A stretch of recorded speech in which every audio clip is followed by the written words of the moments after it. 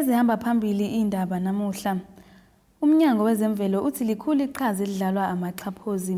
Basaqhubeka omasipala ukulekelela abafundi ngemfundaze. Udokotela 3 Second uphike ongabhekani nabahleli bomcimbi okuhlonyeliswa kwabamaciko. Lezi izindaba ze1KZNTV nisifundela uthulile Ntuli Sanibona.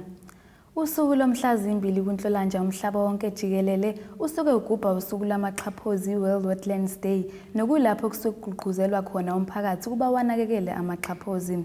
Lowo obhekelele amaxhaphozi emnyangweni wezemvelo kuzwelonke unkosikazi Mbali Kubheka uthi likhulu iqhaza elidlalwa ngamaxhaphozi ekuthenela kuleli libe namanzi ahlanzekile.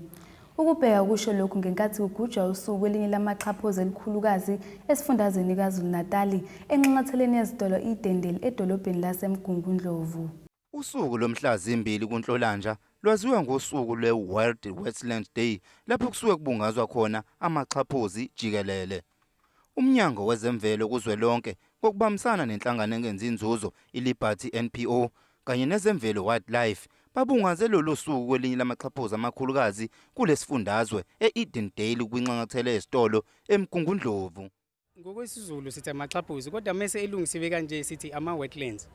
Uma ngabe ubheka umehluko wale setup esikuyona njengamanje bese ubuka ngasekhaya noma ilapha emalokishini emakhaya uyawubona umehluko ukuthi le igadi uyamanage and inomsebenzi omningi esizama ukuthi sifundise abantu ukuthi ibaleka kangakanani kunoma ubani ohlala eduze kwawo. Njengoba sakhelene nemfula amaxhaphozi asiza kakhulu ekutheleleni amanzi aphilayo emfuleni okusho ukuthi ngokuphila kwamaxhaphozi ama-wetlands siba nemfula ephilayo okuyi-water quality ne-water quantity. Kodwa nje above konke lokho ukuzimanage lezi zinto niy'kade kuwumsebenzi kubantu. Uma sithatha isibonelo sala ngoba iyayixhaphozi leli njengasekhaya noma ilaphi la umuntu esuke khona but kwasebenza abantu bayilungisa le kwabathi i-rehabilitation.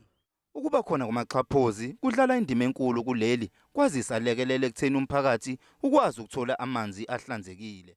Imvula ngithi ayisekho but imfula iyaqhubeka ibe namanzi. Lawo manzi asuke sephuma emhlabathini ekade bambekile ngesikhathi izulu linetha. So ama-wetlands adlala leyo ndima ke ebalekile ekuthenini ngekhathi izulu linetha ayawabamba amanzi awamumathi. Bese kuthe ebusika imvula mayingasekho bese ama-wetlands kancane kancane eyawakhipha lamanzi awafaka emfuleni ukwenzela ukuthi noma izulu lingasanethi kodwa imfula yethu ibe namanzi. Njengoba kubalekile ukudlulisa ulwazi entsheni kwazisa iyona abaholi bakusasa nabafundi besikole ezahlukene ezakhelwe eMgungundlovu namaphethelo bathola ukuthekelelwa ngolwazi mayelana nokubaluleka kwamaxhaphozi. Fundile namhlanje about ama-wetlands ukuthi kunezilwane ezihlala khona ama-wetlands ezidependele khona futhi nama-wetlands asiza ukuthi asiklinele amanzi lawa asuke emfuleni lamanzi esiwadingayo njengoba sazi ukuthi iSouth Africa iyashoda ngamanzi. Ama-wetlands asisiza ukuthi asiklinele amanzi sikwazi ukuthi sithole amanzi njengoba vele engasanele nathi amanzi futhi kunama-plants ahlala khona adingayo lama-wetlands nezilwane ezihlala khona ezingezikwazi ukuthi zihlale kwenye indawo zihlala la kuma-wetlands. Ukuthi sagcina ehlanzekile ngoba kunezilwane lapha ezihlala khona. Ngicabanga kanjalo ukuthi ifuna sigcina ihlanzekile ngoba sometimes sibuye sabo siyawaphuza. Ezindabeni ze1KZNTV nginguthabani Maphumulo eMgungundlovu.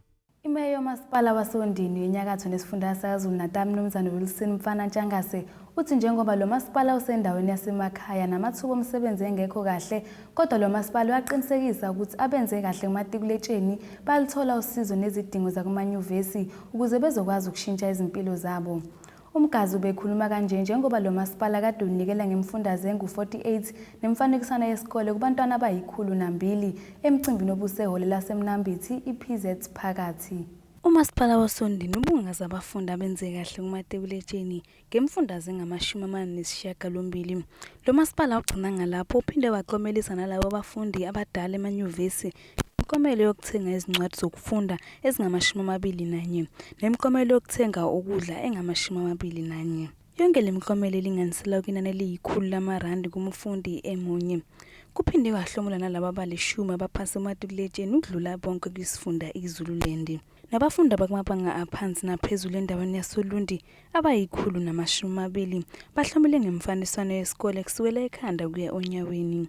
Umeya walo masipala uthi nakuba kuyimizamo emincane nje kodwa uzoba khona umthelela. Sibona kuzowenza umehluko omkhulu einganeni zethu ngoba uzokhumbula msazi ukuthi umasipala wethu useyindaweni zasemakhaya.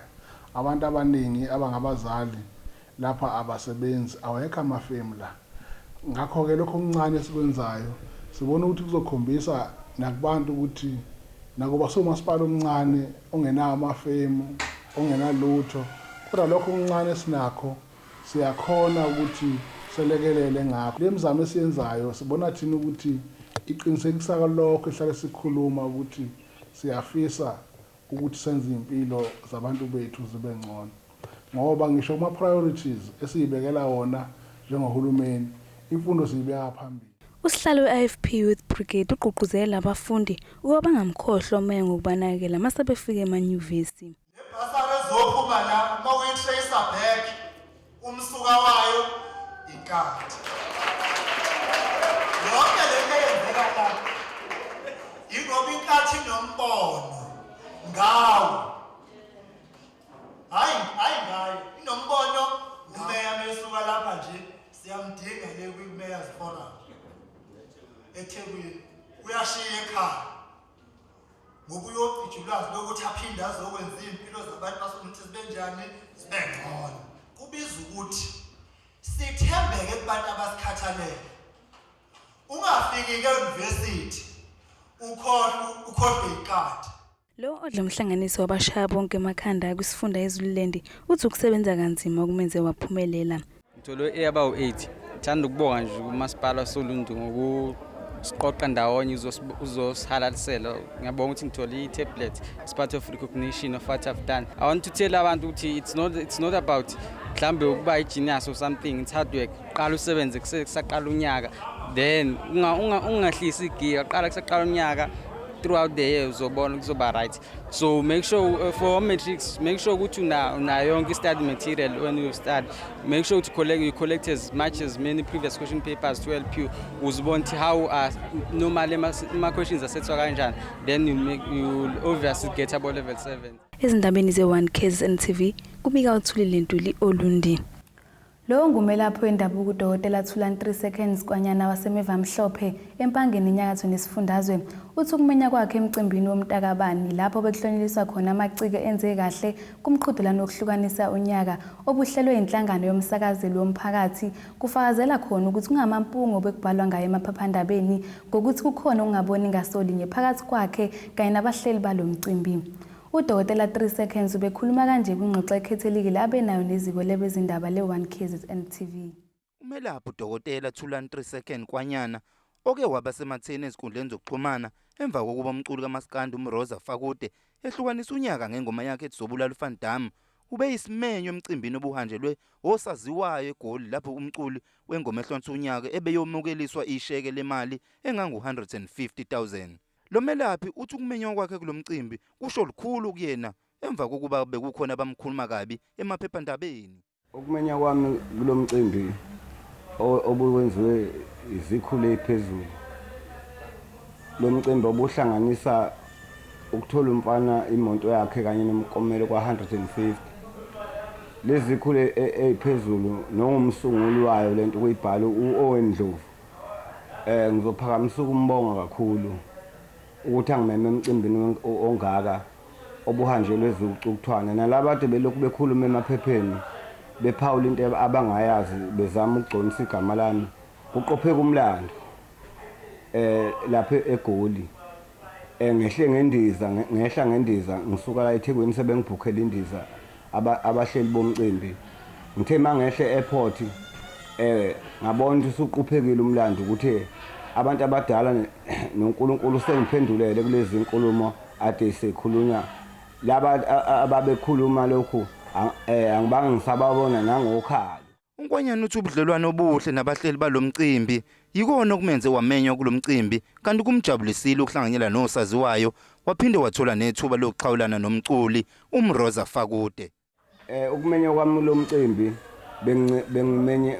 bengimenyelwe ukuba iqhawe kube izwe libone lonke manje ukuthi uqopheka umlando kulaba ade belokhu bekhuluma begijima beyemaphepheni futhi ezikhulwini ade zingimemile bengahlanganisile nalaba abenze lokho beyitshengisa uNkulunkulu eveza emhlabeni eveza amandla akhe ngokwenzekile emhlabeni ukuthi ngimenywe emcimbini ophezulu obuhanjelwe abantu abangosaziwayo nabaculi abasemazingeni aphezulu nomfana futhi watshengisa ukuthi kuphambili ezikhulwini eshaya ingoma yakhe ehlukanise ngayo unyaka uVan Damme ukuthi ethwe eshaya engibona kulomcimbi wanele wangibona kulomcimbi kanti naye ubengazile wanele eshaya lengoma wangibona ngihleli phakathi kwezicukuthwane wavele weza kimi umroza umfana wakwaFakude wazongikhawula Ezindabeni ze1KZN TV nginguthabani Maphumulo emeva mhlophe empangeni. Amaphoyisa asempangeni inyakatho nesifundazwe saKwaZulu-Natal asematasatasa nophenyo mayelana nabasola abantshontsha obucwebe kwinxonxathela yezitolo iSanlam Center esempangeni. Lo okhulumela amaphoyisa asempangeni uKapteni Mbongeni Mdlalose usexwayisa umphakathi kuba usebenzisana namaphoyisa ukuze kubanjwe abenzi bobubi kuphinde kugwenywe nalezi zigameko. Sisaba nesigameko lapho okwangena khona abesilisa abathile lapha kuyimoliti yasempangeni.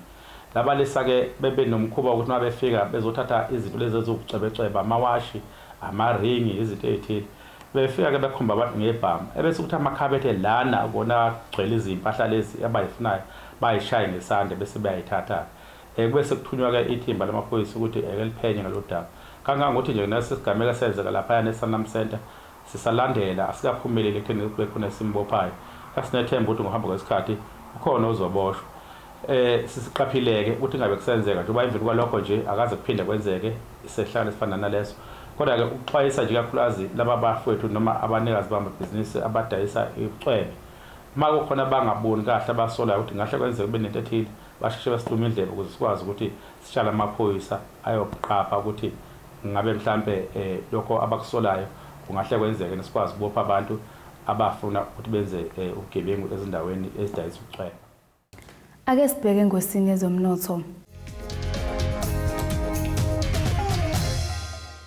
Irandi liwu-13.40 maqhathaniswa nedola laseMelika libe u-16.78 maqhathaniswa nepondo waseBrithani libe ngu-14.42 maqhathaniswa ne-euro yase-Europe. Igolide lona $1,214.65 i-ounce kuthi oil ongahluziwe ube $56.94 umphongolo. Ake sibheke engosini yezemidlalo. Imamelodi Sundowns isibekwe icala yiPremier Soccer League PSL ngamafuphi ngokuphula umthetho omalana nokufaka komdlali ongafanele ukuthi adlale emidlalweni we-multi-choice disc challenge. Ngokwesitatimende se-PSL uThabang Sibanyoni wabonakala emidlalweni weqembu le-Downs eligijima ku-MDC ngomhla zizine kuZibandlela nalapho leli qembu labambana khona ngo-1-1 neChippa United yize ayemisiwe ngemuva lokuthola amakhadi aphuzi amane. I-PSL isibeke icala iDowns kanye nomdlali wayo uThabang Sibanyoni ngokuphula umthetho. iSundowns kanye noSibanyoni bazovela ngaphambi kwekomiti eliqondisa izigwegwe elizobanjwa eLeague ngomhla ka-8 kuNhlolanja. Ake sibheke isimo sezulu esingalindeleki osukwini lakusasa. Empangeni lizobe libalela amazinga okushisa u-22 ka-37 degrees, eThekwini u-23 ka-32 degrees, eMgungundlovu Ndongazibomvu u-20 ka-35 degrees, oLundeni Mahlikihliki u-20 ka-37 degrees, eXobhe Elimantente u-17 ka-29 degrees, siphethe ngeFriday Filidi u-20 ka-37 degrees. Ilezo-ke babukeli besiniphathele zona sinethimba lezindaba le-1KZN TV, intombi yasemabhileni nifisela ubusuku obuhle.